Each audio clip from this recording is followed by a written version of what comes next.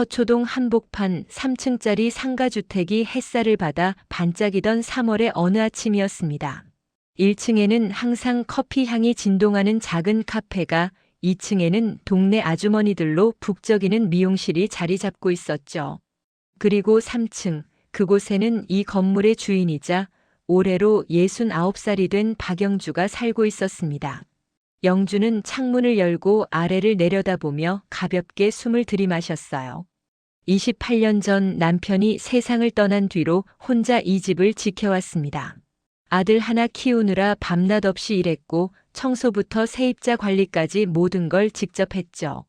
지금은 1층 카페에서 월 350만 원, 2층 미용실에서 월 450만 원씩 받는 월세로 넉넉하진 않아도 편안하게 살아가고 있었습니다. 영주 씨, 오늘도 날씨 좋네요. 1층 카페 사장님이 손을 흔들며 인사했어요.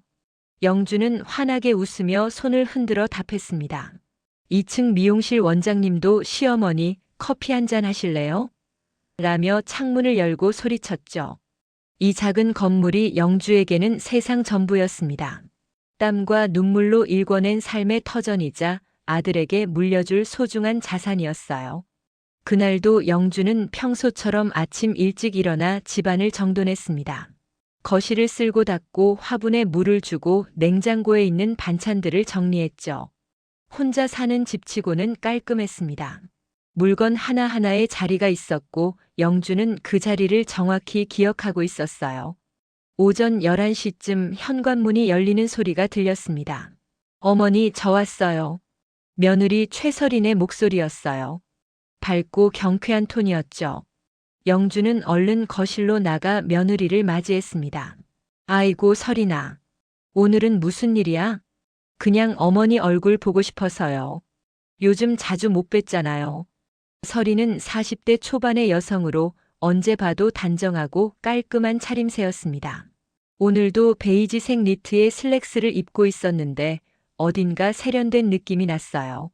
손에는 과일 바구니를 들고 있었죠. 어머, 이런 거 안 사와도 되는데. 아니에요, 어머니.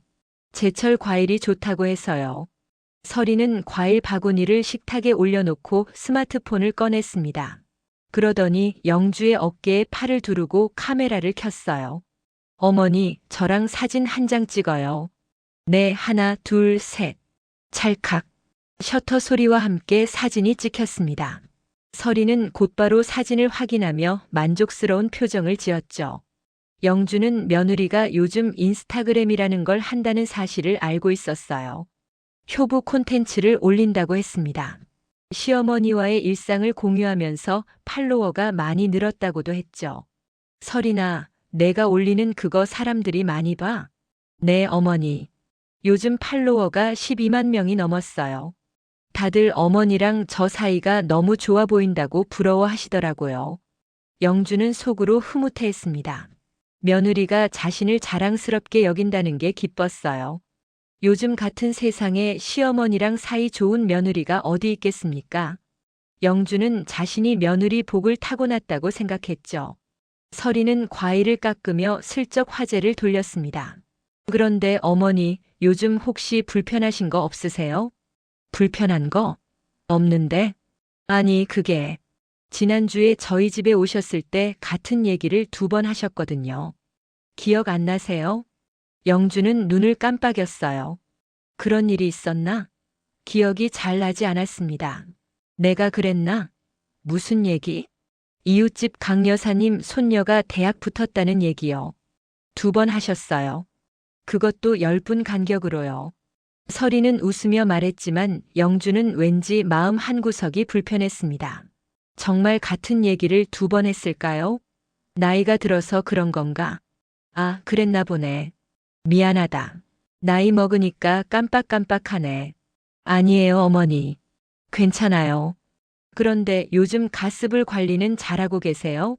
지난번에 올라왔을 때 가스불이 켜져 있더라고요. 응? 그랬나? 네. 냄비에 물 끓이시다가 그냥 나가신 것 같던데요. 영주는 고개를 가웃거렸습니다. 그런 기억이 없었어요. 자신은 항상 가스불을 확인하는 편이었죠. 28년 동안 혼자 살면서 한 번도 그런 실수를 한 적이 없었습니다. 내가 그랬나? 기억이 안 나네. 서리는 영주의 손을 꽉 잡았어요. 어머니 괜찮아요. 나이 들면 그럴 수 있어요. 그런데 혹시 병원에 한번 가보시는 게 어때요? 요즘 치매 조기 검진이 중요하다고 하던데요. 치매. 그 단어가 영주의 귓가에 꽂혔습니다. 나를 치매 환자로 보는 건가? 영주는 당황스러웠지만 며느리의 표정이 너무나 진지하고 걱정스러워 보여서 화를 낼 수가 없었어요. 치매는 아닐 거야. 그냥 나이 들어서 그런 거겠지. 그래도 확인해 보시면 좋잖아요. 미리미리 관리하면 좋다고 하더라고요. 서리는 그렇게 말하고는 부엌으로 들어갔습니다. 냉장고를 열어보고 싱크대를 살피고 가스레인지를 확인했죠. 마치 안전 점검을 하는 것처럼 보였어요. 어머니, 저희가 앞으로 좀 더 자주 들를게요. 혹시 모르니까요. 영주는 고개를 끄덕였습니다. 며느리의 말이 다 자신을 걱정해서 하는 말이라고 생각했죠.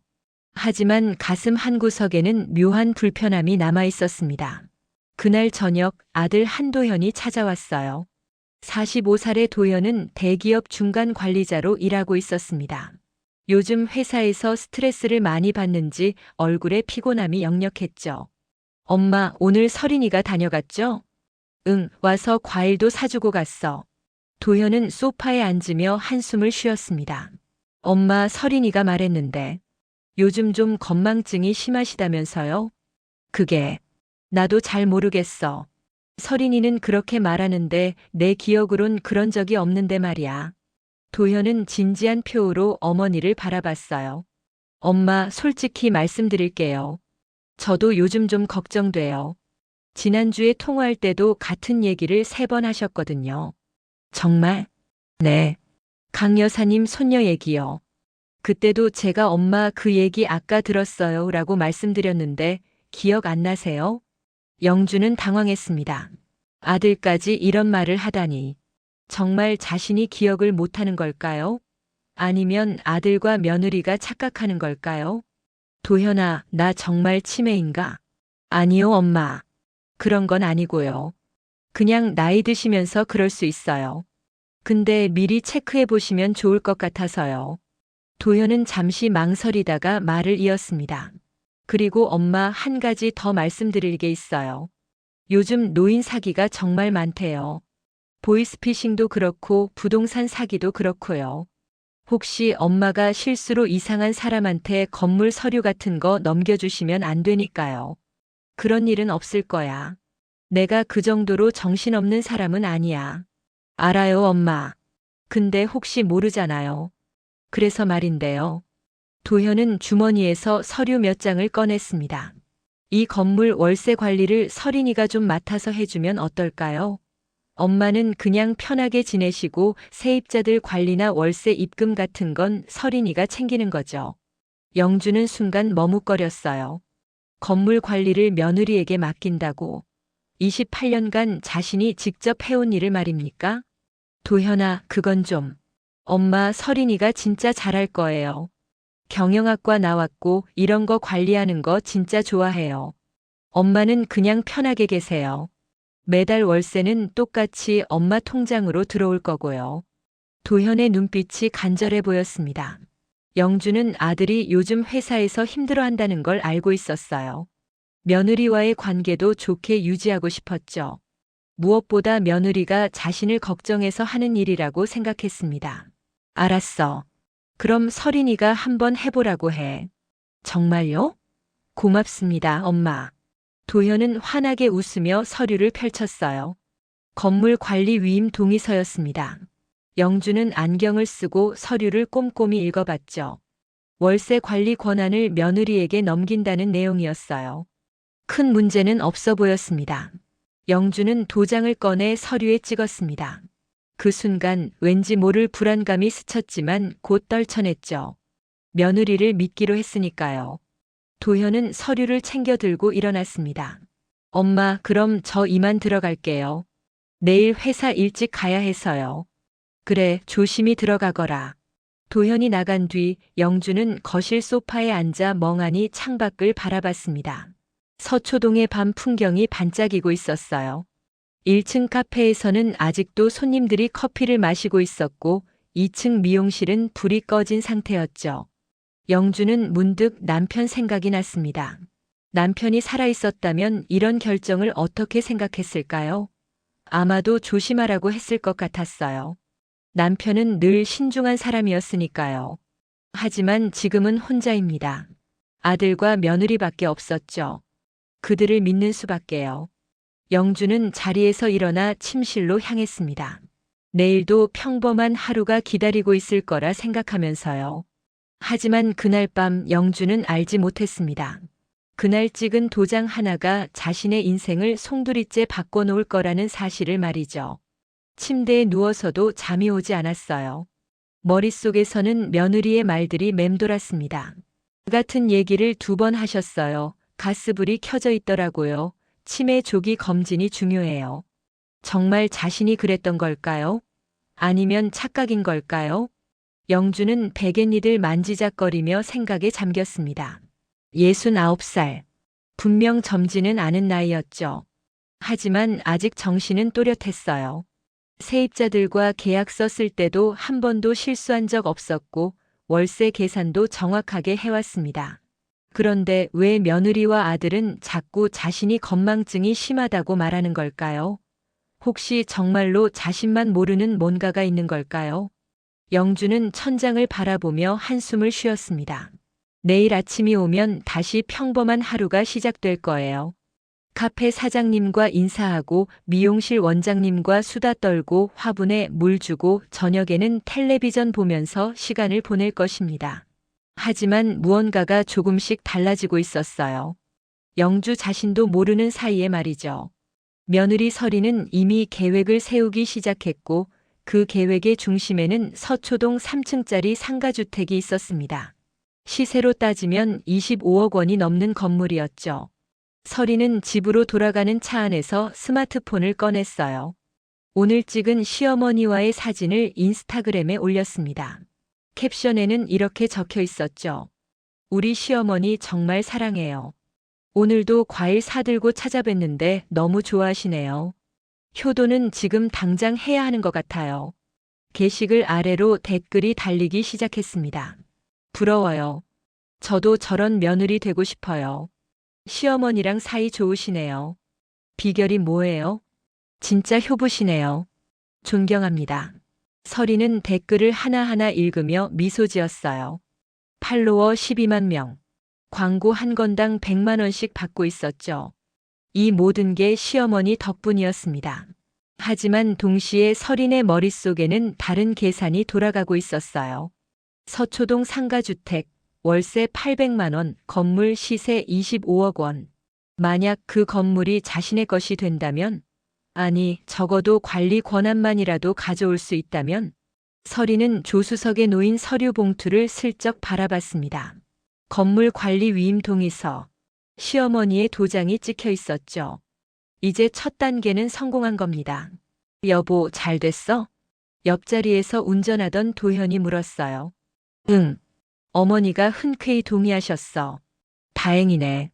엄마가 요즘 정말 건망증이 심해 보여서 걱정했거든. 설이는 도현을 바라보며 고개를 끄덕였습니다. 남편은 아무것도 모르고 있었어요. 앞으로도 모를 겁니다. 설이는 조심스럽게, 천천히, 그러나 확실하게 계획을 진행할 생각이었죠. 차는 강남 한복판의 아파트 단지로 향했습니다. 도현과 설인이 사는 곳은 45평짜리 아파트였어요. 대출이 15억 원이나 남아 있었죠. 매달 이자만 600만 원씩 나갔습니다. 도현의 월급으로는 턱없이 부족했어요. 설이는 처음부터 이 아파트를 원했습니다. 강남에 살아야 인스타그램에 올릴 콘텐츠가 나온다고 생각했죠. 고급 레스토랑, 백화점, 명품 가방.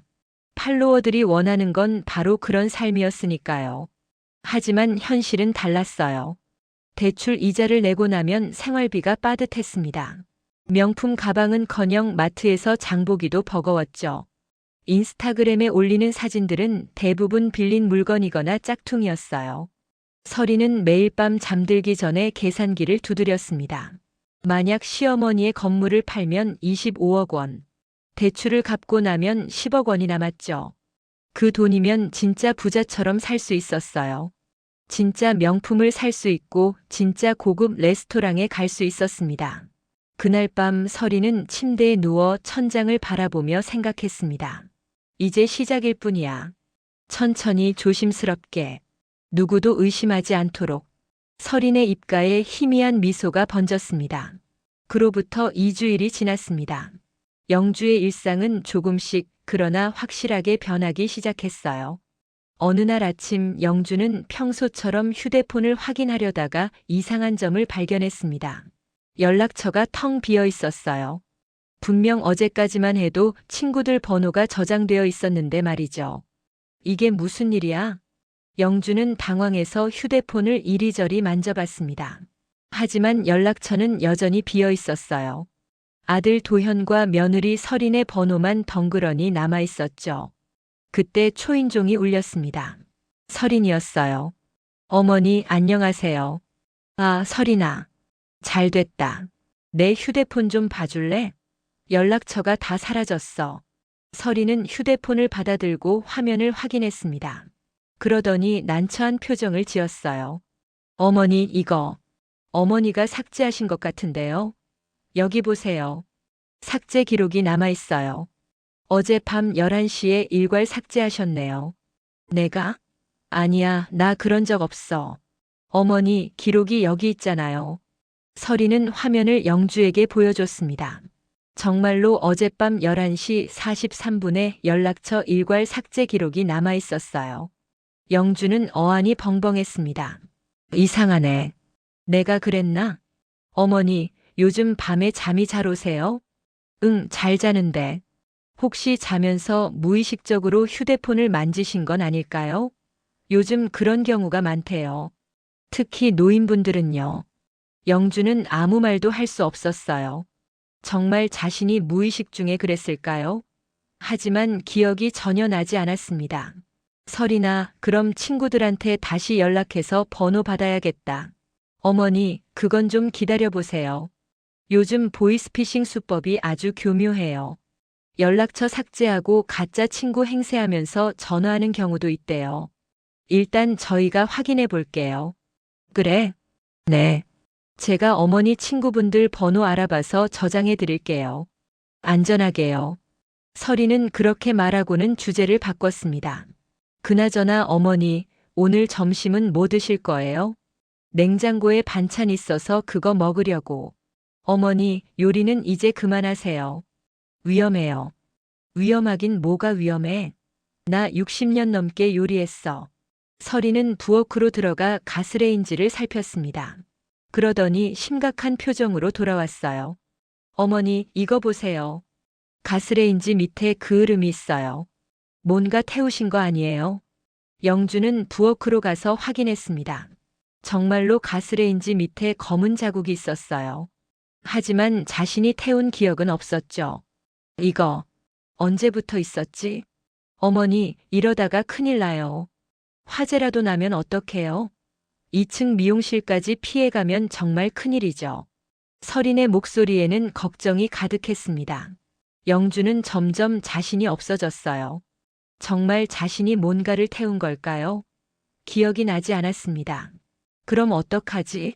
어머니, 제가 매일 점심 도시락 싸드릴게요. 그리고 부엌 사용은 당분간 자제하세요.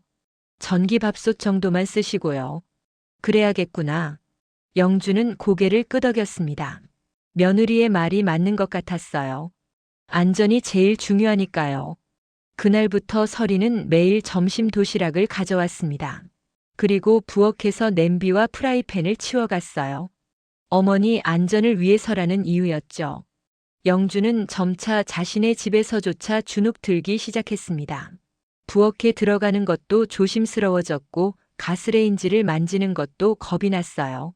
사흘째 되던 날 영주는 친구 강말순에게 전화하고 싶었습니다. 말순은 40년 지기 친구였어요. 같이 시장도 가고 등산도 가고 수다도 떨던 사이였죠. 요즘 답답한 마음을 털어놓고 싶었어요. 하지만 휴대폰 연락처에는 말순의 번호가 없었습니다. 설인이 아직 저장해주지 않았거든요. 설인아, 강말순 언니 번호 좀 저장해줄 수 있어? 어머니, 강 여사님이요? 요즘 그분이 좀 이상하다는 소문 들었어요. 이상하다니? 무슨 소리야? 동네에서 보이스피싱 사기에 연루됐다는 얘기가 있더라고요. 확실하진 않지만요. 일단 조심하시는 게 좋을 것 같아요. 말순이가? 말도 안 돼. 그 친구 그런 사람 아니야. 어머니, 요즘 세상이 어떤데요? 친한 친구라도 조심해야 해요. 특히 어머니 건물 얘기 절대 하시면 안 돼요. 알겠죠? 영주는 뭔가 이상하다는 생각이 들었습니다. 하지만 며느리의 말을 무시할 수도 없었어요. 혹시 정말로 말순이 문제가 있는 건 아닐까요? 결국 영주는 말순에게 전화하지 않았습니다. 친구와의 연락도 끊긴 셈이었죠. 일주일이 더 지났습니다. 영주는 이제 거실에서만 시간을 보냈어요.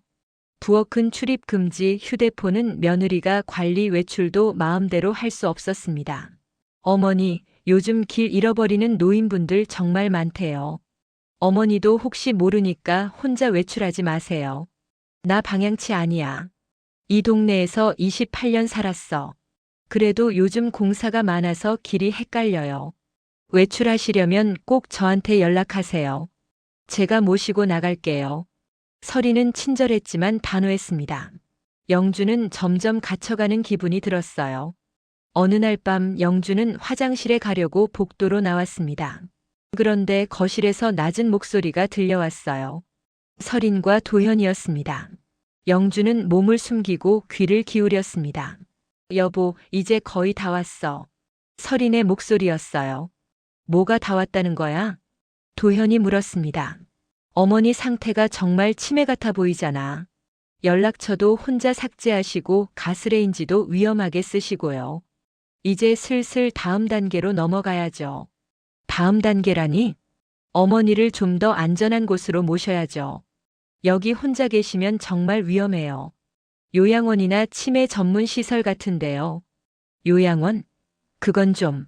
당신 회사에서 힘들잖아요. 저도 어머니 케어하느라 인스타그램 관리 제대로 못하고 있고요. 광고 제의도 놓치고 있어요. 우리도 살아야죠. 그래도 엄마를 요양원에 보내는 건 이 모든 게 어머니를 위한 거예요. 전문가들이 케어해주면 어머니한테도 좋잖아요. 영주는 귀를 의심했습니다. 며느리가 자신을 요양원에 보내려고 한다고요? 그것도 치매 환자로 만들어서요? 그리고 말이야, 여보. 설인이 목소리를 더 낮췄어요. 어머니 건물 말이에요. 지금 관리 권한은 제가 가지고 있잖아요. 월세도 제 계좌로 들어오고 있고요. 응, 그건 알아. 그 건물 팔면 25억 원이에요. 대출 갚고 나면 10억 원이 남죠. 우리가 진짜 여유롭게 살 수 있어요. 설인아, 그건 엄마 건물이야. 우리가 함부로 팔 수 없어. 함부로 파는 게 아니죠. 어머니가 치매 진단받으면 후견인 지정할 수 있어요. 당신이 후견인 되고 건물 관리 권한 받는 거죠. 그럼 합법적으로 팔 수 있어요. 그건 너무 하는 거 아니야? 당신 지금 회사에서 잘릴 것 같다고 했잖아요. 구조조정 대상이라고요. 이자도 못 내고 있어요. 이번 달 카드값 600만 원 어떻게 낼 건데요? 도현은 한참 침묵했습니다. 알았어. 내 말대로 해보자. 근데 엄마가 눈치채면 어떡해? 눈치챌 리 없어요. 어머니는 이미 본인이 문제라고 생각하고 계세요. 제가 확실하게 만들어놨거든요. 설인의 웃음소리가 들렸습니다. 차갑고 섬뜩한 웃음이었어요. 영주는 그 자리에 얼어붙었습니다. 온몸이 떨렸어요. 며느리가 자신을 치매 환자로 만들려고 한 거였습니다.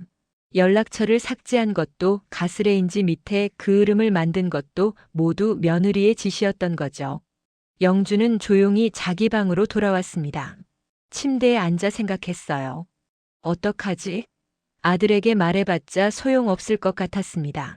아들도 이미 며느리 편이었으니까요. 그날 밤 영주는 한숨도 자지 못했습니다. 머릿속이 복잡했어요. 28년 동안 혼자 힘으로 지켜온 집, 남편과의 추억이 담긴 건물, 아들에게 물려주려고 했던 재산. 모든 게 며느리의 계획 안에 있었습니다. 다음 날 아침 설인이 다시 찾아왔어요. 어머니, 오늘 좋은 소식 있어요. 무슨 소식? 제가 정말 좋은 프로그램 하나 찾았어요. 치매 예방 전문 힐링 센터래요. 산속에 있는데 공기도 좋고 전문가들이 케어해준대요. 영주는 순간 머릿속이 하얘졌습니다. 어젯밤 들은 대화가 떠올랐어요. 이게 바로 며느리가 말했던 다음 단계구나. 나 그런데 안 가.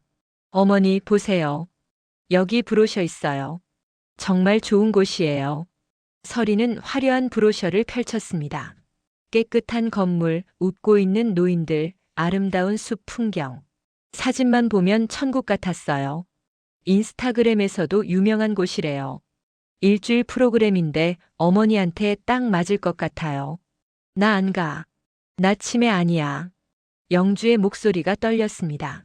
어머니, 치매가 아니라 예방 프로그램이에요. 미리미리 관리하자는 거죠. 제가 진짜 어머니 걱정돼서 그래요.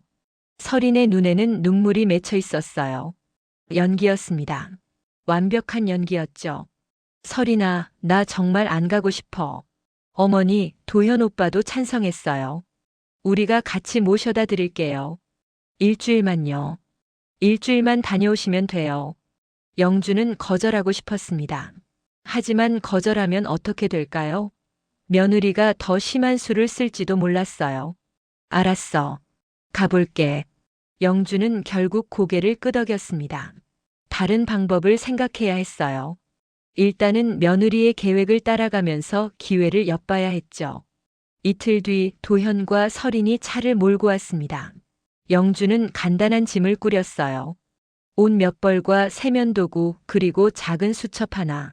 수첩에는 오늘 날짜를 적었습니다. 2025년 3월 20일 일요일. 며느리와 아들이 나를 산속으로 데려간다.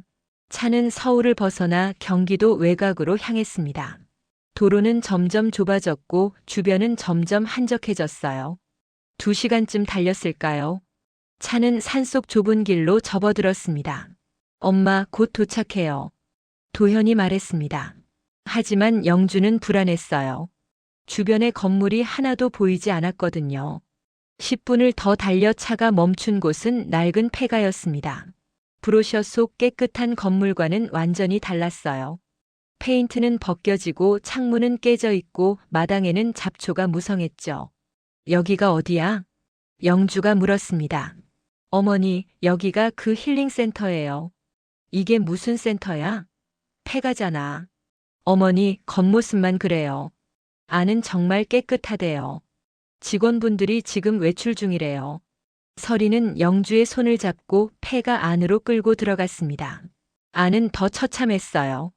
먼지투성이 바닥, 거미줄 가득한 천장, 썩은 냄새가 코를 찔렀죠. 이게 무슨... 어머니, 일단 여기서 기다리세요. 직원분들한테 연락해 볼게요. 설이는 영주를 작은 방으로 안내했습니다. 방 안에는 낡은 이불 하나와 물병 몇 개, 라면 박스가 놓여 있었어요. 여기서 잠깐만 계세요. 저희는 아래 마을에서 하룻밤 자고 내일 아침에 직원분들이랑 같이 올게요. 뭐? 나 혼자 두고 가겠다고. 영주는 소스라치게 놀랐습니다. 어머니, 하룻밤만요. 금방 와요. 여기 물이랑 라면 있잖아요. 설이나 제발. 나 혼자 두고 가지 마. 영주는 며느리의 팔을 붙잡았습니다. 하지만 설이는 차갑게 손을 뿌리쳤어요. 어머니, 저희도 피곤해요. 내일 봐요. 도현아, 도현아. 영주는 아들을 불렀습니다. 도현은 방문 앞에 서 있었어요. 어머니를 바라보는 눈빛이 복잡했죠. 엄마, 미안해요. 이게 엄마한테도 좋은 거예요.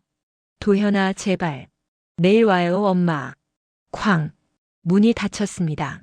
자물쇠 채우는 소리가 들렸어요. 밖에서 잠근 겁니다. 야, 문 열어.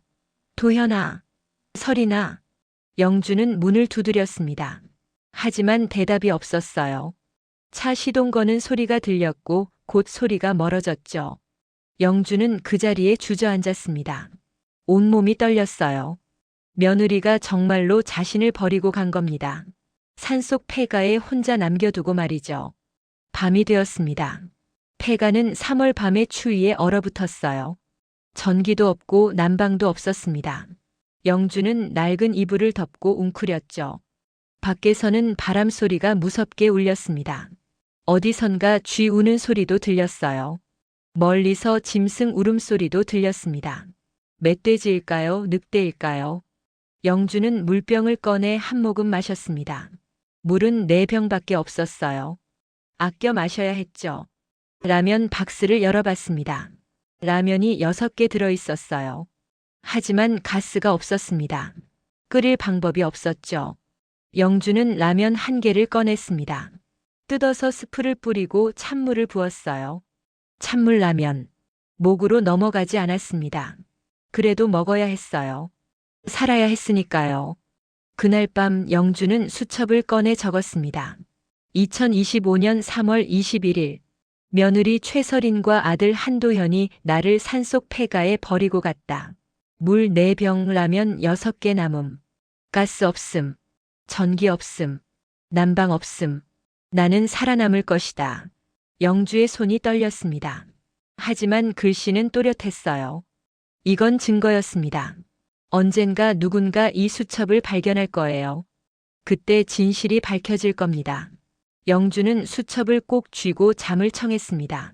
하지만 잠이 오지 않았어요. 추위와 공포 그리고 배신감이 온몸을 휘감았죠. 새벽이 되었습니다. 창문 틈으로 희미한 빛이 들어왔어요. 영주는 이불을 걷고 일어났습니다.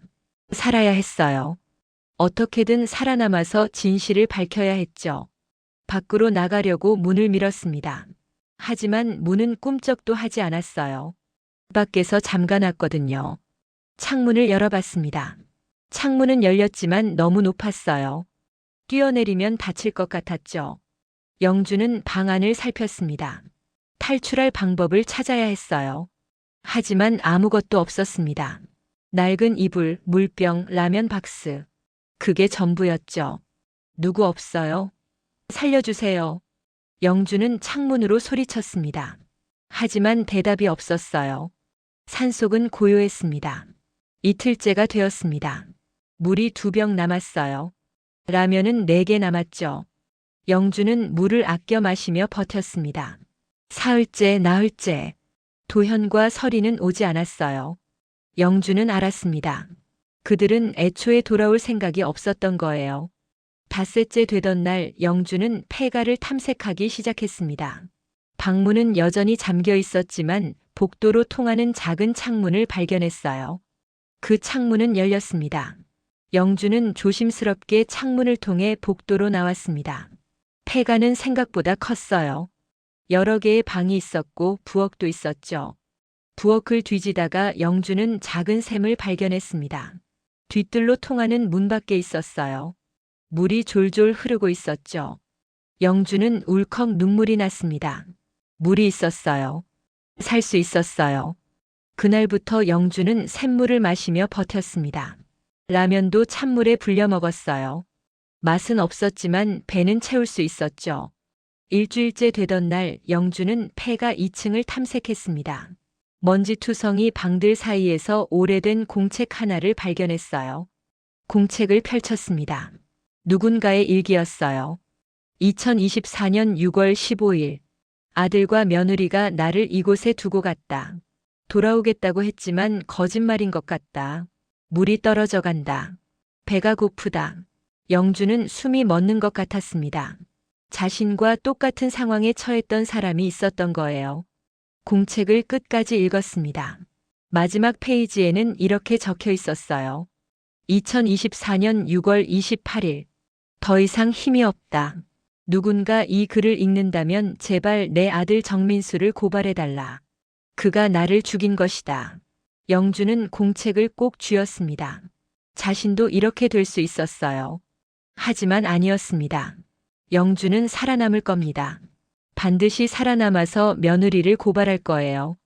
공책 뒷장에 영주는 자신의 이야기를 적기 시작했습니다.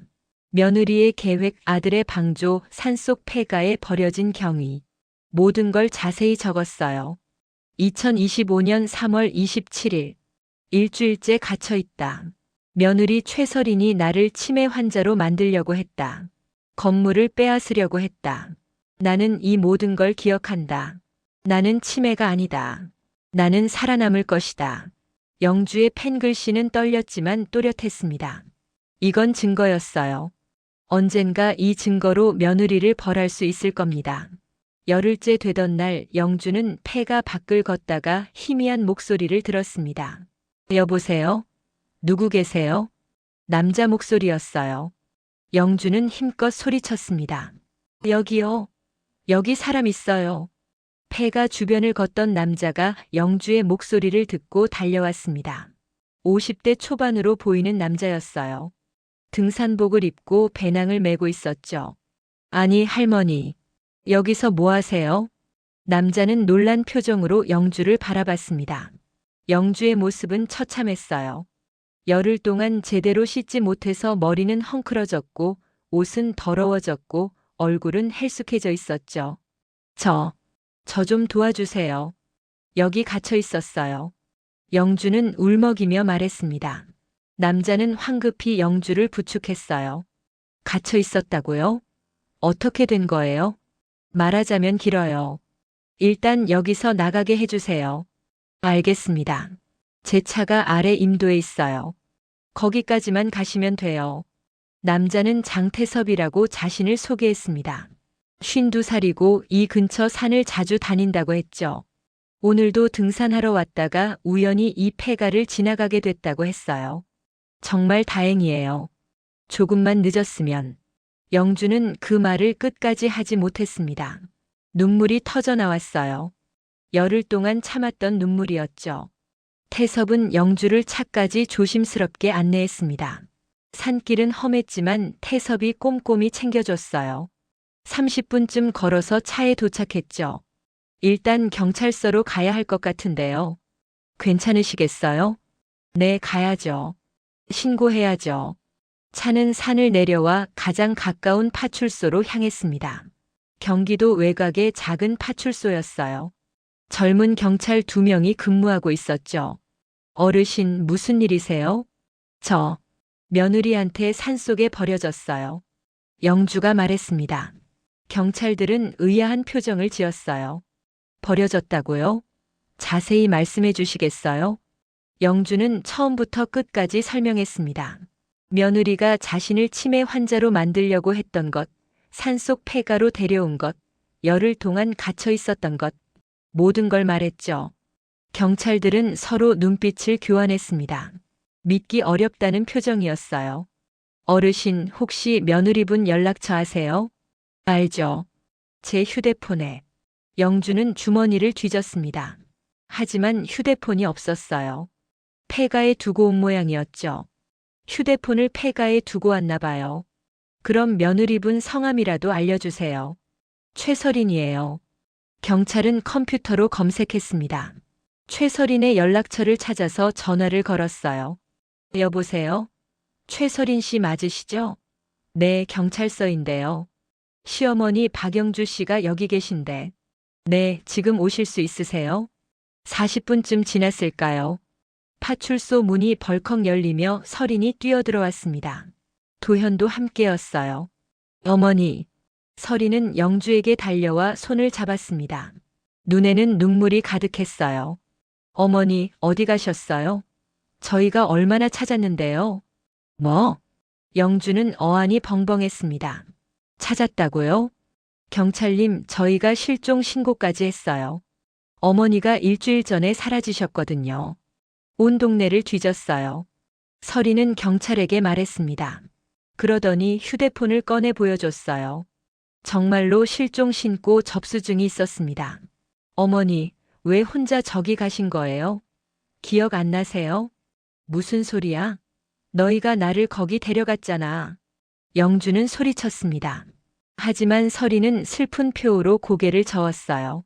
어머니, 저희는 어머니랑 힐링센터 앞까지만 갔어요. 직원분이 어머니를 안내해드렸고 저희는 서울로 돌아왔죠. 그런데 이틀 뒤에 센터에서 연락이 왔어요. 어머니가 사라지셨다고요. 거짓말. 너희가 나를 폐가에 가뒀잖아. 도현이 앞으로 나섰습니다. 엄마, 저희는 정말 엄마를 센터에 모셨어요. 근데 엄마가 거기서 나오셨대요. 직원분들이 잠깐 한눈판 사이에요. 아니야, 도현아. 거기는 폐가였어. 센터가 아니었다고. 경찰이 끼어들었습니다. 어르신 진정하세요. 일단 상황을 정리해보죠. 며느리분은 실종 신고를 하셨고 어르신은 산속 폐가에서 발견되셨어요. 그 폐가가 힐링센터인가요? 아니에요. 폐가예요. 아무도 없었어요. 태섭이 거들었습니다. 제가 어르신을 발견한 곳이 진짜 폐가 맞아요. 오래전에 버려진 건물이었어요. 설인이 고개를 끄덕였습니다. 그게 맞아요. 어머니가 센터에서 나오셔서 산길을 헤매시다가 폐가에 들어가신 거예요. 방향을 잃으신 거죠. 아니야. 너희가 나를 거기 가둔 거라고. 영주는 필사적으로 외쳤습니다. 하지만 경찰의 눈빛이 변했어요. 의심하는 눈빛이었죠. 어르신, 혹시 치매 진단 받으신 적 있으세요? 없어요. 나 치매 아니에요. 경찰님, 저희가 어머니를 치매 검사 받으시게 하려고 했는데요. 어머니가 거부하셔서요. 요즘 증상이 좀 심하시거든요. 설인이 조심스럽게 말했습니다. 어떤 증상이요? 같은 말을 반복하시고 연락처를 혼자 삭제하시고 가스레인지를 위험하게 쓰시고요. 그래서 전문가 상담을 권했는데 어머니가 화를 내셨어요. 경찰은 영주를 바라봤습니다. 영주는 울분이 치밀었어요. 거짓말이에요. 다 며느리가 꾸민 거예요. 어머니, 왜 그러세요? 제가 어머니를 왜 해쳐요? 설이는 울먹이며 말했습니다. 완벽한 연기였어요. 주변 사람들은 모두 설인에게 동정심을 느끼는 것 같았죠. 경찰님, 제가 증거가 있어요. 영주가 말했습니다. 무슨 증거요? 폐가에 공책이 있어요. 거기에 다 적었어요. 며느리가 나를 버린 날짜, 상황 전부요. 공책이요? 지금 가지고 계세요? 아니요, 폐가에 뒀어요. 경찰과 설인, 도현, 태섭 모두 함께 폐가로 향했습니다. 차 2대가 산길을 올라갔어요. 1시간쯤 걸려서 폐가에 도착했죠. 영주는 서둘러 2층으로 올라갔습니다. 공책을 뒀던 방으로 갔어요. 하지만 공책이 없었습니다. 여기 있었는데. 영주는 방 안을 뒤졌습니다. 먼지투성이 바닥, 낡은 이불, 물병. 하지만 공책은 없었어요. 어르신, 공책이 어디 있어요? 경찰이 물었습니다. 여기 있었어요. 분명히 여기 뒀는데. 혹시 착각하신 거 아니에요? 아니에요. 분명히 있었어요. 영주는 패닉 상태였습니다. 공책이 사라졌어요. 누가 가져간 걸까요? 설인일까요? 하지만 설인은 이 폐가에 올 수 없었어요. 아니면 다른 누군가? 태섭이 방 안을 살폈습니다. 여기 물병이랑 라면 봉지가 있네요. 누군가 여기서 지냈던 건 맞는 것 같아요. 그거 봐요. 제가 여기 갇혀 있었다고요. 영주가 소리쳤습니다. 그런데 어르신, 문이 안에서 잠겨 있네요. 밖에서 잠근 거 아니라요. 경찰이 문을 확인하며 말했습니다. 정말로 문은 안쪽에서 잠겨 있었어요. 영주는 혼란스러웠습니다. 분명 밖에서 잠갔는데요. 누군가 바꾼 거예요. 며느리가 미리 와서 바꾼 거라고요. 어머니, 제가 언제 여기 왔어요? 저도 어머니 찾느라 정신 없었어요. 설이는 억울하다는 표정을 지었습니다. 경찰은 한숨을 쉬었어요. 일단 파출소로 돌아가서 정리하죠. 어르신, 병원 검사부터 받으시는 게 좋을 것 같습니다. 저 멀쩡해요. 그래도 열흘 동안 산속에 계셨잖아요. 건강검사라도 받으셔야죠. 경찰의 말이 맞았습니다. 영주는 힘이 빠졌어요. 증거가 없었습니다. 공책도 사라졌고 문은 안에서 잠겨 있었고 모든 상황이 며느리에게 유리하게 돌아가고 있었죠. 차를 타고 내려오는 길 영주는 창밖을 멍하니 바라봤습니다. 정말 자신이 착각한 걸까요? 아니에요. 절대 아니었어요. 며느리와 아들의 대화를 똑똑히 들었어요. 계획을 알고 있었죠. 하지만 증명할 방법이 없었습니다. 병원에 도착했어요. 의사는 영주의 건강 상태를 확인했습니다. 다행히 큰 문제는 없었어요. 탈수 증세가 약간 있었지만 괜찮았죠. 보호자분, 환자분 정신 상태 검사도 받아보시는 게 좋을 것 같습니다. 의사가 서린에게 말했습니다. 정신 상태 검사요? 네. 환자분이 겪은 상황이 좀 특이하시잖아요. 혹시 치매 초기 증상일 수도 있고요. 서린은 고개를 끄덕였습니다. 알겠습니다, 선생님. 검사받게 해드릴게요. 안 받아요. 나 멀쩡해요. 영주는 거부했습니다. 하지만 도현이 어머니의 손을 잡았어요. 엄마 검사만 받아봐요. 의상 없으면 다행이고 문제 있으면 치료하면 되잖아요. 도현아, 나 정말 괜찮아. 엄마 제발요. 도현의 눈빛이 간절했습니다. 영주는 결국 고개를 끄덕였어요. 검사는 이틀에 걸쳐 진행됐습니다. 인지 기능 검사, 기억력 검사, 판단력 검사. 여러 가지 테스트를 받았죠. 결과가 나왔습니다. 의사는 서류를 보며 말했어요. 검사 결과 정상입니다. 치매 증상은 전혀 없으시네요. 인지 능력도 또렷하시고요. 영주는 안도의 한숨을 쉬었습니다. 자신이 정상이라는 게 증명됐어요. 그것 봐요. 제가 치매 아니라고 했잖아요. 서리는 당황한 표정을 지었습니다. 순간적으로 얼굴이 굳었다가 이내 웃음을 지었어요. 다행이에요, 어머니. 정말 다행이에요. 하지만 그 웃음은 진심이 아니었습니다. 영주는 알았어요. 며느리가 실망하고 있다는 걸 말이죠. 병원을 나온 뒤 도현이 말했습니다. 엄마, 그럼 우리 집으로 가시죠. 아니야. 나 내 집에 갈래. 엄마 혼자 계시면 위험해요. 이번에도 산에서 헤매셨잖아요. 나 헤맨 거 아니야. 너희가 나를 폐가에 가뒀다고. 영주는 다시 소리쳤습니다. 하지만 도현은 고개를 저었어요. 엄마, 의사 선생님이 정상이라고 하셨잖아요. 그럼 왜 자꾸 이상한 말씀을 하세요? 이상한 말이 아니야. 사실이야. 엄마 진정하세요. 우리 집에서 며칠만 쉬세요. 그 다음에 결정하시죠. 결국 영주는 도현의 집으로 갔습니다. 강남의 45평짜리 아파트였어요. 깨끗하고 넓었지만 영주에게는 감옥처럼 느껴졌죠. 며칠이 지났습니다. 영주는 아파트 안에만 있었어요. 서리는 친절하게 식사를 챙겨줬고 도현은 저녁마다 들러서 안부를 물었죠. 하지만 영주는 알았습니다. 이들이 자신을 감시하고 있다는 걸요. 혼자 나가지 못하게 막고 있었어요. 일주일째 되던 날 영주는 결심했습니다. 도망쳐야 한다고요. 여기서 계속 있으면 정말로 며느리의 계획대로 될 것 같았어요. 새벽 5시 영주는 조용히 방문을 열었습니다. 거실을 지나 현관으로 향했어요. 신발을 신고 문을 열려는 순간 불이 켜졌습니다. 어머니, 어디 가세요? 서린이었어요. 잠옷 차림으로 서 있었죠. 화장실 가려고. 거짓말하지 마세요. 신발 신고 계시잖아요. 나 집에 가고 싶어. 영주는 솔직하게 말했습니다. 어머니, 아직은 안 돼요. 좀 더 쉬셔야 해요. 나 충분히 쉬었어. 이제 내 집에 가야겠어. 어머니. 서린이 영주의 팔을 잡았습니다. 힘이 세었어요. 나 줘. 어머니, 제발 말 좀 들어요. 당신을 위한 거예요. 누구를 위한 거? 나를 위한 거? 아니면 내 욕심을 위한 거? 영주는 처음으로 며느리에게 직설적으로 말했습니다. 서린의 얼굴이 차갑게 굳었어요. 무슨 말씀이세요? 내가 다 알아. 내가 내 건물을 노리고 있다는 거. 나를 치매 환자로 만들려고 한다는 거. 산속에 버린 것도 다 계획이었다는 거. 서린은 잠시 침묵했습니다. 그러더니 천천히 웃었어요. 차갑고 무서운 웃음이었죠. 그래요, 어머니. 맞아요.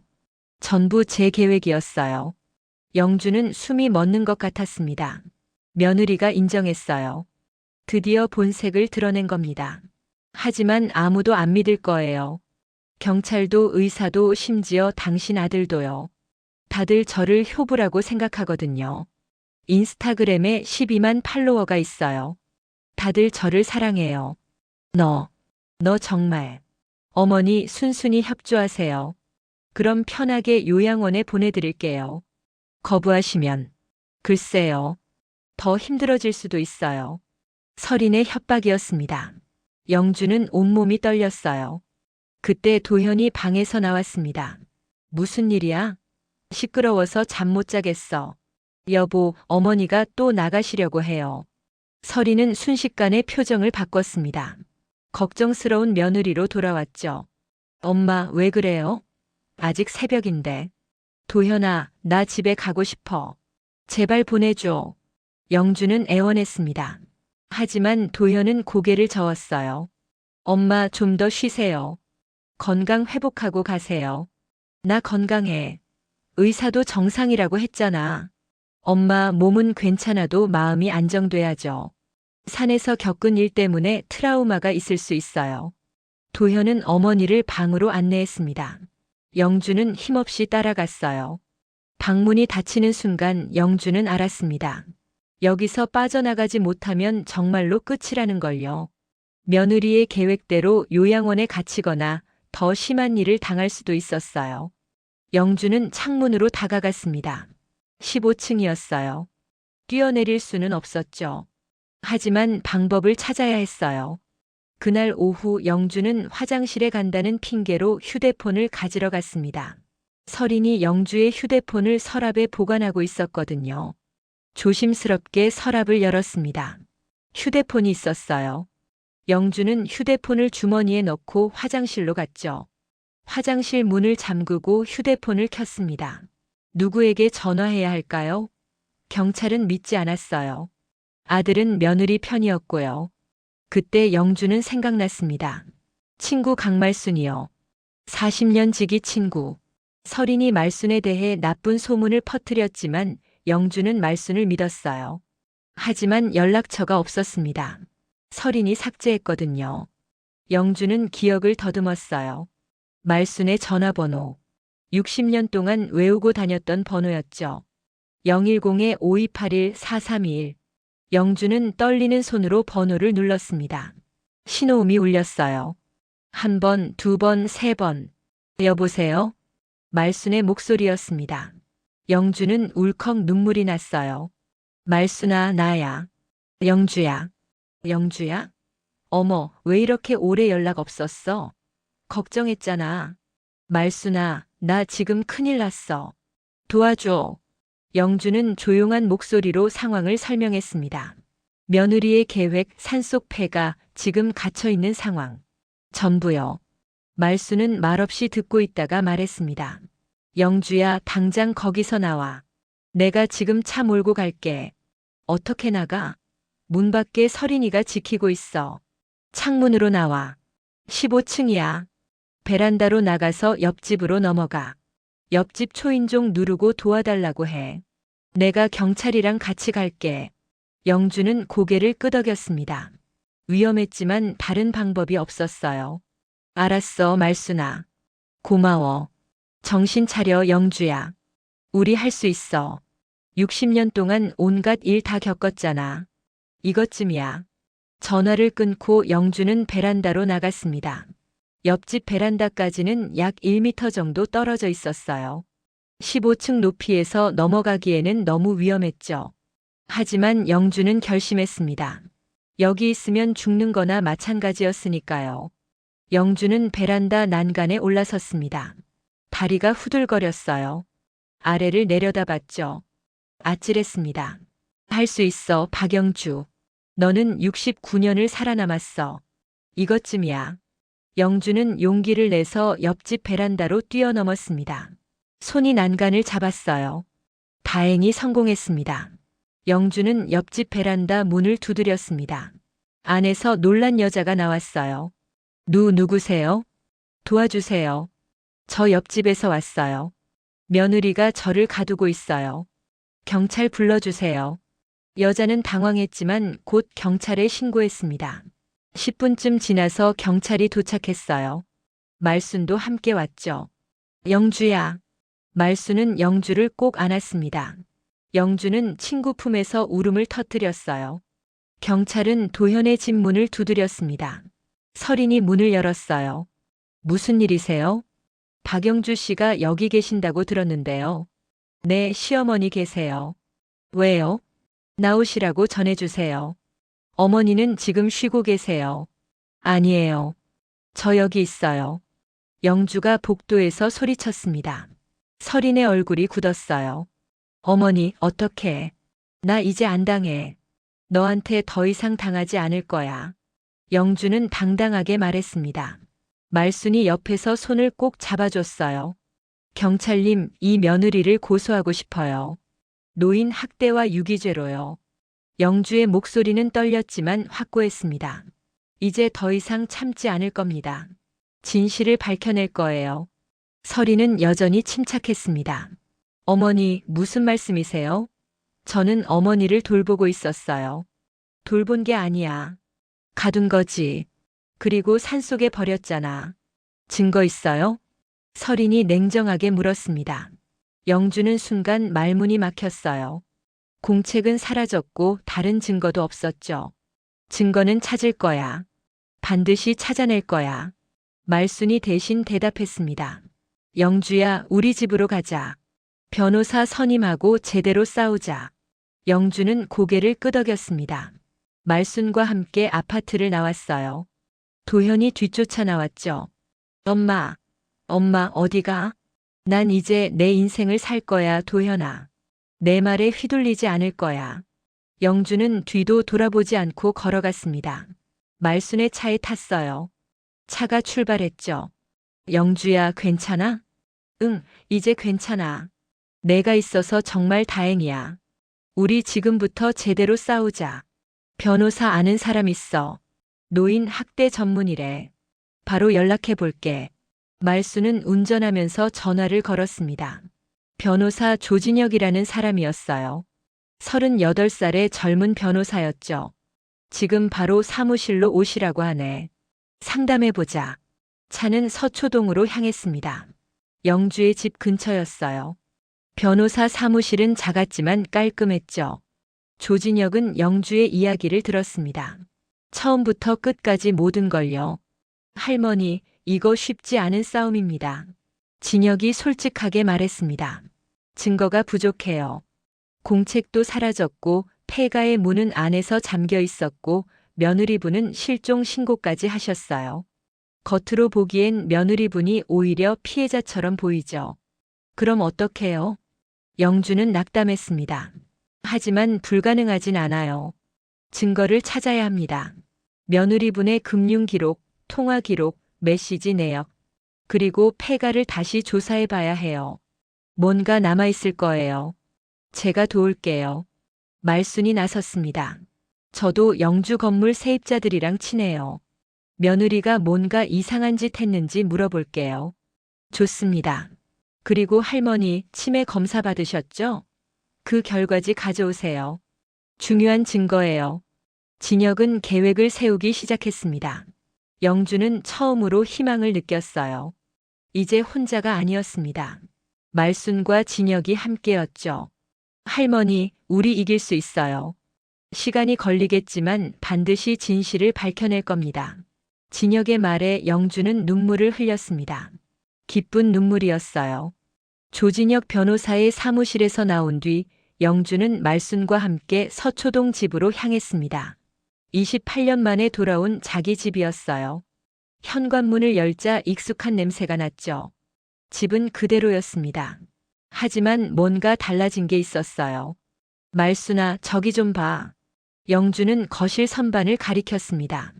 남편 사진이 뒤집어져 있었어요. 꽃병도 없어졌고 영주가 아끼던 도자기들도 사라졌죠. 설인이가 가져갔나 봐. 말순이 혀를 찼습니다. 나중에 다 찾아야지. 지금은 증거부터 모으자. 영주는 서재로 갔습니다. 책상 서랍을 열었어요. 건물 관련 서류들이 그대로 있었죠. 임대차 계약서, 등기부등본, 통장 사본. 하나씩 꺼내서 확인했습니다. 이게 뭐야? 영주는 낯선 서류를 발견했어요. 보험 가입 신청서였습니다. 피보험자는 박영주, 보험금은 8억 원. 가입일은 한 달 전이었죠. 말순아, 이거 봐. 내가 보험에 가입했대. 뭐? 내가 언제? 나 모르는데.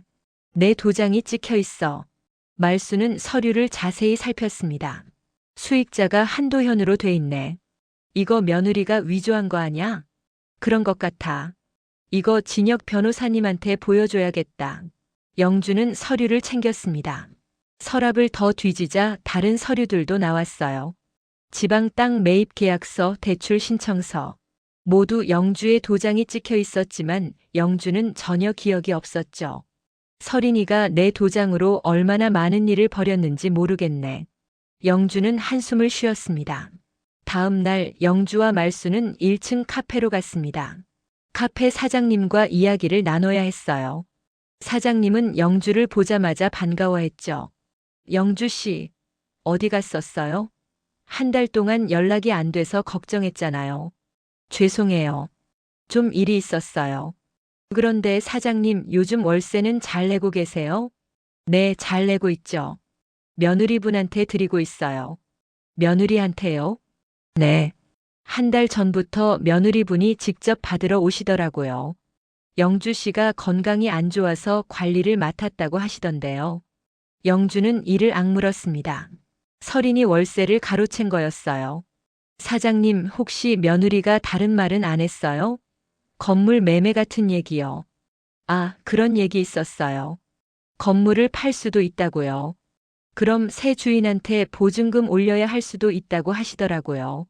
뭐라고요? 영주는 깜짝 놀랐습니다. 서린이 벌써 건물을 팔려고 준비하고 있었던 거예요. 사장님, 저는 건물 팔 생각 없어요. 며느리가 무슨 말을 해도 믿지 마세요. 그럼 어떡해요? 며느리분이 관리 권한 있다고 하셨는데요. 그건 제가 다시 회수할 거예요. 걱정 마세요. 영주는 2층 미용실도 방문했습니다. 미용실 원장님도 비슷한 얘기를 했어요. 서린이 와서 건물 매매 얘기를 꺼냈다고요. 원장님, 제가 정신 차렸어요. 이제 다시 제가 직접 관리할 거예요. 다행이에요, 영주 씨. 솔직히 며느리분이 좀 이상하더라고요. 돈 얘기만 하시고요. 영주는 세입자들과 대화하며 증거를 모았습니다. 서린이 건물을 팔려고 준비했다는 증언들이었죠. 사흘째 되던 날 진혁 변호사가 연락을 했습니다. 할머니, 금융 조회 결과가 나왔어요. 사무실로 오실 수 있어요? 영주는 서둘러 사무실로 갔습니다. 진혁은 두꺼운 서류 뭉치를 내밀었어요. 할머니, 이거 보세요. 지난 3개월간 할머니 통장 거래 내역이에요. 영주는 서류를 받아들었습니다. 충격적인 내용이었어요. 월세가 제 통장으로 안 들어왔네요. 네. 전부 며느리분 계좌로 들어갔어요. 한 달에 800만 원씩 3개월간 2,400만 원입니다. 이걸 어떻게 증명해요? 은행 거래 내역이 증거예요. 그리고 보세요, 여기. 할머니 명의로 대출이 7건이나 실행됐어요. 총 3억 원입니다. 3억 원이요? 나 대출 받은 적 없어요. 문서 위조예요. 할머니 도장을 위조해서 대출 받은 거죠. 그 돈은 전부 며느리분 계좌로 들어갔어요. 진혁은 계속해서 설명했습니다. 그리고 보험도 문제예요. 할머니를 피보험자로 해서 8억 원짜리 보험에 가입했어요. 수익자는 아드님이고요. 만약 할머니한테 무슨 일이 생기면 8억 원을 받는 구조죠. 영주는 온몸에 소름이 돋았습니다. 며느리가 자신을 죽이려고 했던 거예요. 산속 폐가에 버린 것도 그 때문이었을 거예요. 이 정도면 고소할 수 있어요? 충분해요. 사기, 문서 위조, 횡령, 노인 학대, 유기죄. 여러 가지 혐의로 고소할 수 있습니다. 그럼 바로 고소해요. 영주는 결연한 표정으로 말했습니다. 진혁은 고소장을 작성했습니다. 며느리 최서린을 상대로 한 고소장이었어요. 혐의는 5가지. 사기, 문서 위조, 횡령, 노인 학대, 유기죄. 고소장이 접수되자 경찰이 수사에 착수했습니다. 서린과 도연을 불러 조사했어요. 서린은 여전히 침착했습니다. 저는 시어머니를 돌보고 있었을 뿐이에요. 건물 관리도 시어머니가 위임하셨고요. 그럼 이 금융 거래는 어떻게 설명하시겠어요? 월세가 전부 당신 계좌로 들어갔는데요. 시어머니가 그렇게 하라고 하셨어요. 관리 비용으로 쓰라고요. 3개월간 2,400만 원을 관리 비용으로 쓰셨다고요? 네. 시어머니 병원비, 생활비 여러 가지로 썼어요. 서리는 영수증 뭉치를 제출했습니다. 병원 영수증, 약국 영수증, 마트 영수증. 조작된 증거들이었어요. 그럼 이 대출은요? 할머니 명의로 3억 원을 대출받으셨는데요. 그건 시어머니가 급하게 돈이 필요하다고 하셔서요. 무슨 용도로요? 친구분한테 빌려주신다고 하셨어요. 경찰은 영주를 불러 확인했습니다. 할머니, 친구분한테 돈 빌려주신 적 있으세요? 없어요. 나 대출받은 것도 몰랐어요. 며느리분이 할머니가 친구한테 빌려준다고 하셨는데요. 거짓말이에요. 내 친구는 말순이밖에 없어요. 말순이한테 물어보세요. 경찰은 말순을 조사했습니다. 말순은 단호하게 말했죠. 영주한테 돈 빌린 적 없어요. 오히려 제가 빌려줬죠. 영주가 며느리한테 당하는 거 보고 생활비 좀 드렸어요. 증언이 엇갈렸습니다. 경찰은 더 깊이 조사하기로 했어요. 며칠 뒤 경찰은 서린의 휴대폰을 압수했습니다. 통화 기록과 메시지를 분석했죠. 그리고 결정적인 증거를 찾아냈어요. 서린과 도현의 카카오톡 대화였습니다. 여보, 어머니 폐가에서 이틀만 더 있으면 자연스럽게 정리될 것 같아. 그래도 괜찮겠어? 너무 위험한 거 아니야? 괜찮아. 산속이라 아무도 못 찾아. 실종 처리하면 돼. 알았어. 내 말대로 하자. 대화 내용은 충격적이었습니다. 서린이 영주를 폐가에 고의로 버렸다는 증거였어요. 그것도 죽을 수도 있다는 걸 알면서 말이죠. 경찰은 또 다른 대화도 발견했습니다. 여보, 보험금 8억 원 들어오면 빚 다 갚을 수 있어. 그래. 그럼 우리 여유롭게 살 수 있겠네.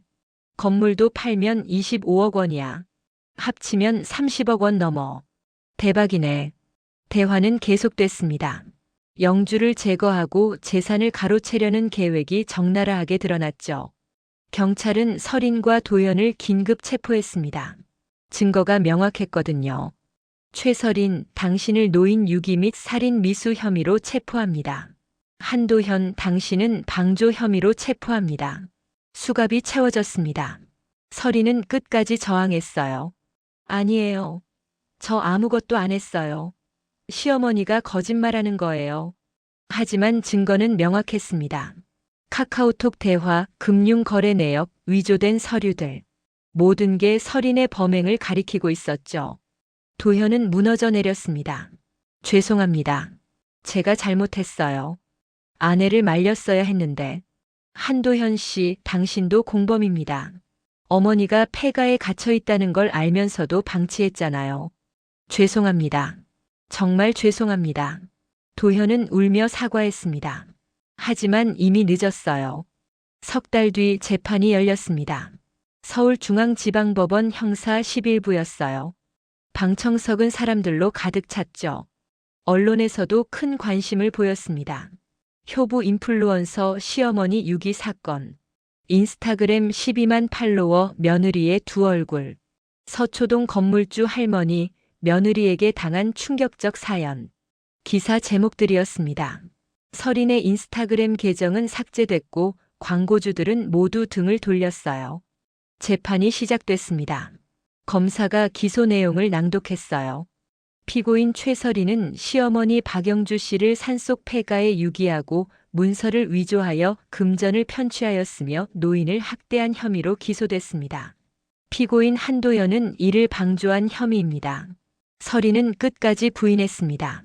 저는 시어머니를 사랑했어요. 인스타그램 보시면 알잖아요. 제가 얼마나 효부였는지요. 하지만 검사는 냉정하게 반박했죠. 피고인의 인스타그램은 허상이었습니다.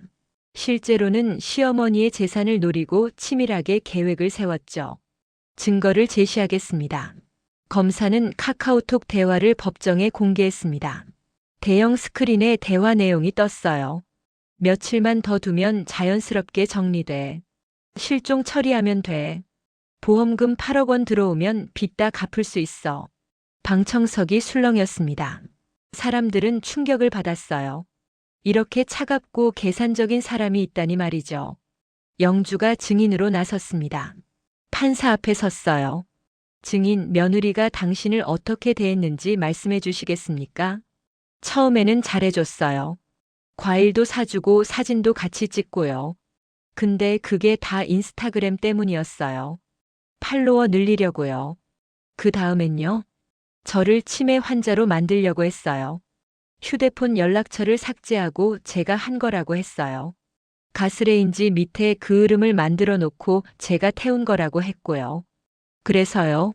산속 폐가로 데려갔어요. 치매 예방 힐링 센터라고 속이고요. 근데 거기는 폐가였어요. 저를 방에 가두고 문을 밖에서 잠갔어요. 얼마나 있었습니까? 열흘이요. 물 4병하고 라면 6개만 있었어요. 전기도 없고 난방도 없었어요. 영주의 목소리가 떨렸습니다. 그날의 공포가 다시 떠올랐죠. 두려웠어요. 이대로 죽는 건가 싶었어요. 근데 살아야겠다고 생각했어요. 며느리를 벌주기 위해서요. 방청석에서 흐느끼는 소리가 들렸습니다. 사람들은 영주의 이야기에 눈물을 흘렸어요. 서린의 변호사가 반대 신문을 했습니다. 증인, 혹시 치매 증상이 있으신 건 아닙니까? 아니에요. 병원 검사 결과 정상이에요. 그럼 왜 피고인이 당신을 치매 환자로 만들려고 했다고 생각하십니까? 제 건물 때문이죠. 25억 원짜리 건물이에요. 제가 치매 환자가 되면 아들이 후견인이 되고 며느리가 건물을 마음대로 할 수 있었죠. 추측 아닙니까? 아니에요. 증거가 있어요. 며느리가 아들한테 보낸 메시지 있잖아요. 건물 팔면 25억 원이라고 한 거요.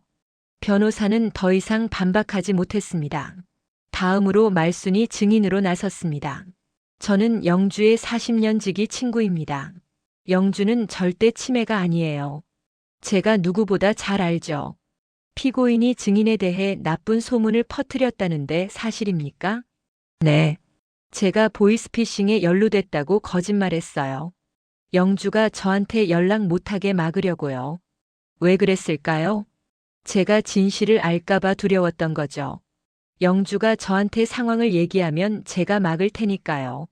말순의 증언은 강력했습니다. 마지막으로 구조자 장태섭이 증인으로 나왔습니다. 저는 우연히 폐가에서 영주 할머니를 발견했습니다. 할머니는 굉장히 쇠약해져 있었어요. 머리는 헝클어졌고 옷은 더러웠고 몸도 떨고 계셨죠. 폐가는 어떤 상태였습니까? 완전히 버려진 곳이었어요. 전기도 없고 난방도 없고 물도 없었어요. 사람이 살 수 있는 곳이 아니었죠. 누군가 고의로 할머니를 거기 방치한 거라고 생각하십니까? 당연하죠. 할머니가 혼자 거기 간 게 아니에요. 누군가 데려다 놓은 거예요. 방문도 밖에서 잠겨 있었고요. 태섭의 증언으로 사건은 더욱 명확해졌습니다. 검사가 최후 진술을 했습니다. 재판장님, 피고인 최서린은 치밀하게 계획을 세워 시어머니를 제거하려 했습니다. 인스타그램으로 효부 이미지를 만들면서 뒤로는 시어머니를 학대하고 재산을 가로챘죠. 심지어 죽음에 이르게 할 수도 있었습니다. 피고인 최서린에게 징역 6년을 구형합니다. 피고인 한도현에게는 징역 2년을 구형합니다.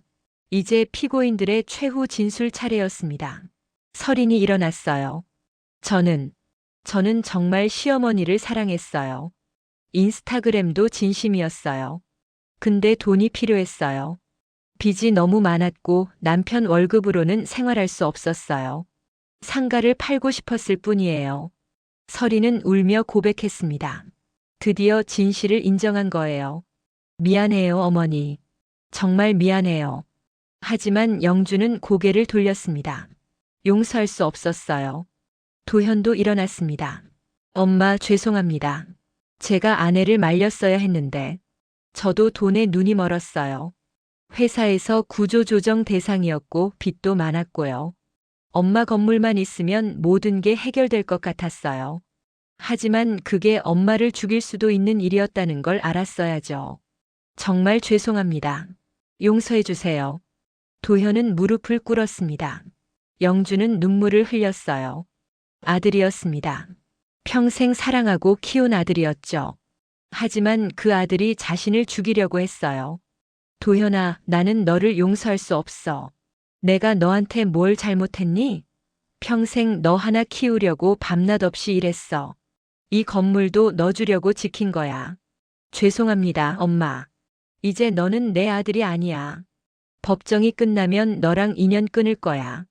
영주의 말에 도현은 더욱 울었습니다.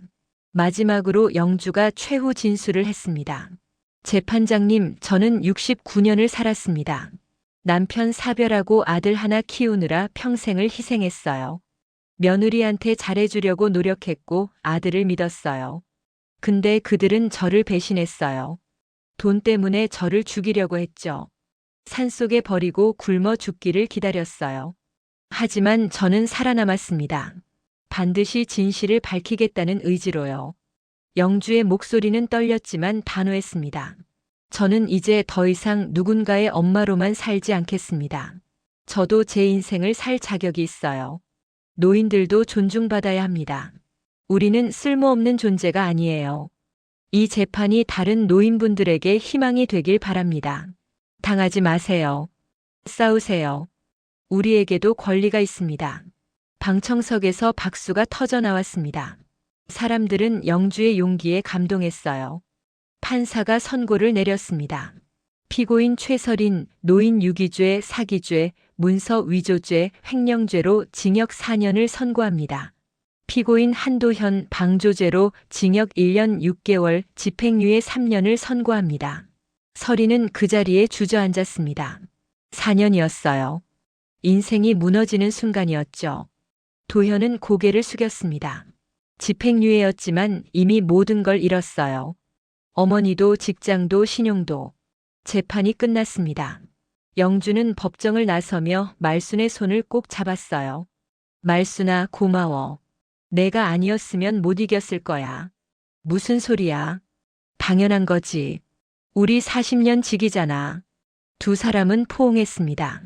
진혁 변호사도 축하했어요. 할머니, 정말 수고 많으셨어요. 이제 평화롭게 사실 수 있겠네요. 고마워요, 변호사님. 덕분에 이길 수 있었어요. 밖으로 나오자 언론이 몰려들었습니다. 카메라가 번쩍였고 마이크가 쏟아졌어요. 할머니, 소감 한마디 해주세요. 며느리를 용서하실 건가요? 앞으로 계획이 어떻게 되세요? 영주는 잠시 생각하다가 입을 열었습니다. 저는 이제 제 인생을 살겠습니다. 노인도 존중받을 권리가 있어요. 당하지 마세요. 여러분, 간단하지만 강렬한 메시지였습니다. 석 달이 지났습니다. 영주는 서초동 집으로 돌아왔어요. 건물 관리도 다시 맡았죠. 세입자들은 영주를 환영했습니다. 영주 씨, 돌아오셔서 다행이에요. 이제 안심하고 살 수 있겠어요. 영주는 새로운 계획을 세웠습니다. 산속 폐가를 매입한 거예요.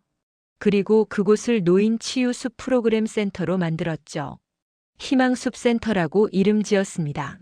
학대받은 노인들이 와서 쉴 수 있는 곳이었어요. 상담도 받고 법률 지원도 받고 마음의 상처를 치유하는 곳이었죠. 말순도 함께했습니다. 자원봉사자로 활동하며 노인들을 돌봤어요. 진혁 변호사도 한 달에 2번씩 방문해서 무료 법률 상담을 해줬습니다. 센터는 큰 호응을 얻었어요. 많은 노인이 찾아왔고 도움을 받았죠. 학대받던 노인들이 용기를 내서 가족을 고소하기도 했습니다. 영주는 또 다른 프로젝트도 시작했습니다. 동행센터라는 노인 학대 전문 지원 기관이었어요. 서초동 건물 1층에 만들었죠. 카페는 2층으로 옮기고 1층을 센터로 꾸몄습니다. 상담실, 법률 사무실, 휴게실을 만들었어요.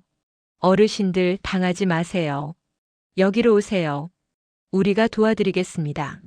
영주는 포스터를 만들어 동네 곳곳에 붙였습니다. 반응은 뜨거웠어요. 많은 노인이 찾아왔습니다. 1년이 지났습니다. 영주는 이제 70살이 됐어요. 하지만 여전히 건강했고 활기찼죠. 어느 날 아침 영주는 거울을 보며 미소 지었습니다. 오늘도 화이팅, 박영주. 이제는 당신의 삶을 위해서. 창밖으로 햇살이 들어왔습니다. 서초동의 아침은 여전히 평화로웠어요. 1층 동행센터에서는 노인들이 모여 수다를 떨고 있었고 2층 카페에서는 커피 향이 풍겼죠. 3층 미용실에서는 손님들의 웃음소리가 들렸습니다. 영주는 창문을 열고 아래를 내려다봤어요. 자신의 건물, 자신이 지켜낸 삶이었습니다. 엄마, 누군가 불렀습니다. 도현이었어요. 집행유예 기간이 끝난 뒤 처음으로 찾아온 거였죠. 영주는 현관문을 열었습니다. 도현은 많이 수척해져 있었어요. 엄마, 정말 죄송합니다. 용서해 주세요. 도현아, 나는 너를 용서할 수 없어. 하지만 내가 진심으로 반성한다면 언젠가는. 영주는 말을 잇지 못했습니다. 아들이었으니까요. 미워할 수 없는 존재였죠. 엄마, 제가 동행센터에서 자원봉사해도 될까요? 속죄하고 싶어요. 그래. 해봐. 노인들이 얼마나 힘든지 직접 보렴. 도현은 고개를 숙였습니다. 감사합니다, 엄마. 영주는 아들을 바라봤습니다. 아직은 용서할 수 없었어요. 하지만 언젠가는 다시 가족이 될 수 있을지도 몰랐죠. 시간이 필요했습니다. 며칠 뒤 영주는 희망숲 센터를 방문했습니다. 노인들이 산책을 하고 있었어요. 웃음소리가 들렸죠. 영주 원장님. 한 할머니가 손을 흔들며 다가왔습니다. 저도 며느리한테 당했었어요. 근데 여기 와서 상담받고 법률 지원받고 나니까 용기가 났어요. 고소했어요. 잘하셨어요. 당하지 마세요. 네, 이제 안 당해요. 원장님 덕분이에요. 영주는 뿌듯했습니다. 자신의 아픔이 다른 사람들에게 도움이 되고 있었으니까요. 해질 무렵 영주는 폐가였던 곳에 서 있었습니다. 이제는 아름다운 센터가 됐어요. 나무 벤치가 놓여 있고 꽃이 심어져 있고 따뜻한 조명이 켜져 있었죠. 영주는 벤치에 앉아 노을을 바라봤습니다. 하늘은 붉게 물들어 있었어요. 여보, 나 잘 살고 있지? 하늘을 향해 속삭였습니다. 돌아가신 남편에게 하는 말이었죠. 며느리한테 당할 뻔했는데 이겨냈어. 이제는 다른 사람들도 돕고 있어. 자랑스럽지? 바람이 불었습니다. 남편의 대답 같았어요. 영주는 미소 지으며 일어났습니다. 해가 지고 있었지만 영주의 하루는 아직 끝나지 않았어요. 저녁에는 동행센터에서 노인들과 모임이 있었죠. 오늘도 화이팅, 박영주. 영주는 센터로 향했습니다. 뒤에는 노을이 지고 있었고 앞에는 새로운 길이 펼쳐져 있었어요. 69년을 살았지만 진짜 인생은 지금부터였습니다. 누군가의 엄마가 아닌 박영주로서의 삶이었죠. 영주는 당당하게 걸어갔습니다. 머리를 들고 어깨를 펴고 자신감 넘치게요. 이제 더 이상 누구에게도 당하지 않을 겁니다. 박영주의 새로운 시작이었어요.